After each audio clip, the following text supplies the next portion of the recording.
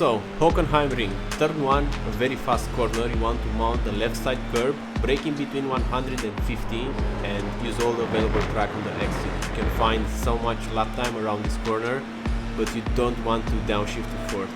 Turn 2, braking point 100 meter board, keep a tight line here, use second gear, but don't go too far to the left side because you will compromise your run around turn 4. Even though it's a flat out, you want to have at least some steering input as possible for this part of the track, and it's a theme to the whole track, to be honest. You don't want to have so much steering input. Turn 6, the hairpin, braking point 100 meter board, keep a tight line. I just apex around the white line, and we have plenty of space to play with on the exit, so everything is okay. Also, there's no risk of wheel spin. Turn 7 is an easy flat out, and for turn 8, braking point is the before the curbing in that part. I use second gear, third gear around here, and again flat out, but you have to use the smallest amount of steering input. The next turn, it's a pretty difficult one. I just tap the brakes, apex around the curving, and use all the available track on the exit. For the next turn, braking point is a 50 meter board. I use third gear and just keep a tight line around there. Use these curbings, and from now on you just want to release the brakes, and here it's completely flat out. So the last two corners of the lap are flat out. If you're not doing them flat, you're losing time. In short, that's a lap of Hockenheimring, and now we're gonna go into more details for each and every corner. So, turn number 1, you want to do two things here. The first one is to mount this left curb. You need to use it in order to open up the corner, so that's the first thing you have to take into consideration. And the second one, the braking point, is in between 100 and 50 meter board. So as we approach it, you need to slightly tap the brakes. It's not more than 20% braking.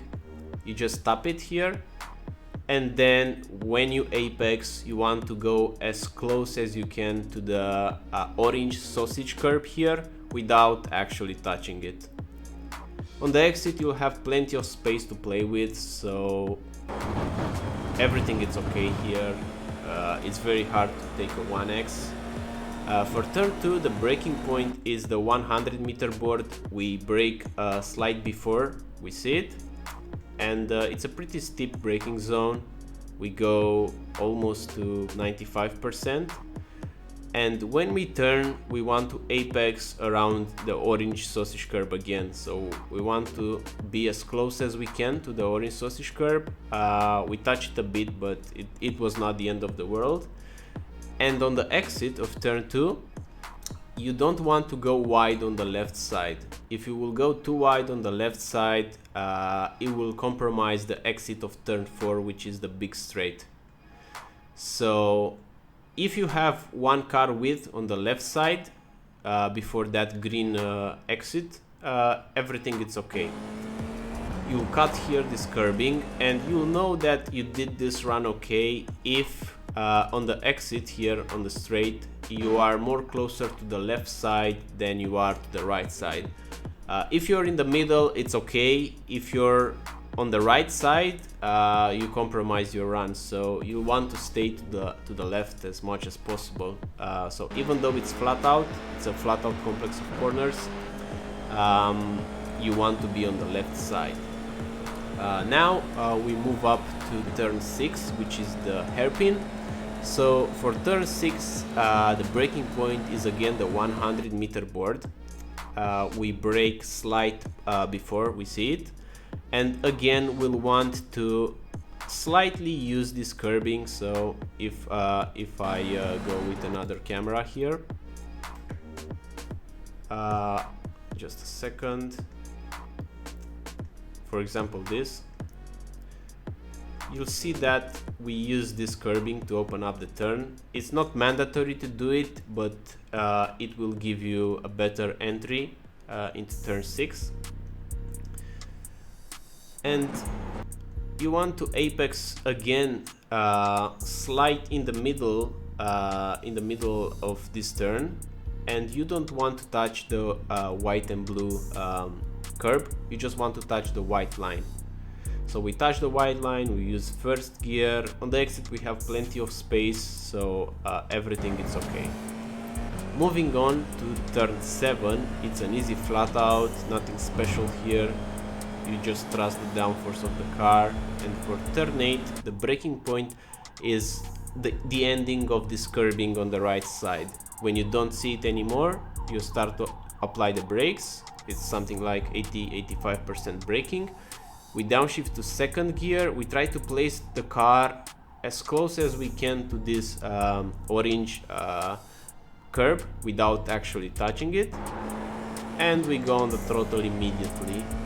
This section, it's an easy flat out again, and now we're going to turn 11, which is a hard corner to take. The turning point, I don't have an exact reference for it, but the turning point is way earlier than you think, and here you have to trust the downforce of the car.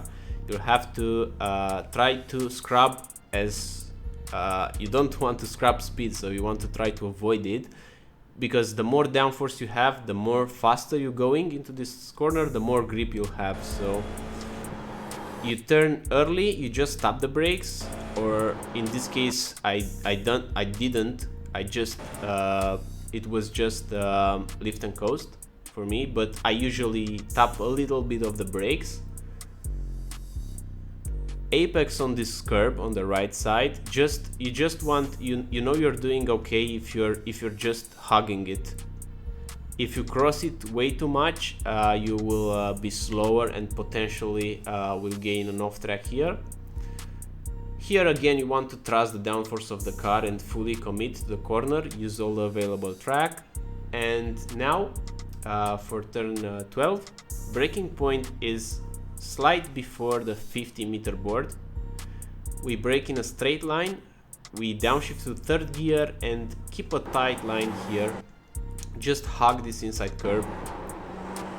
Now we're gonna be flat out, and for the final complex of corners, the braking point, the only braking point is here. So this entire part with turns 13, 14, 15 are flat out, and for turn 15, actually 13 and 14, sorry, are flat out, and for turn 15 you will brake, you want to approach this curb on the left side, tap the brakes, then lift and coast, and then hug this curbing on the right side and trust the downforce of the car again. So you want to be flat out for the final corner, so you want to set up it right. So start applying throttle and then hug the curb on the right side, now the exit on the left, and this was a lap of, let's see, 139.4.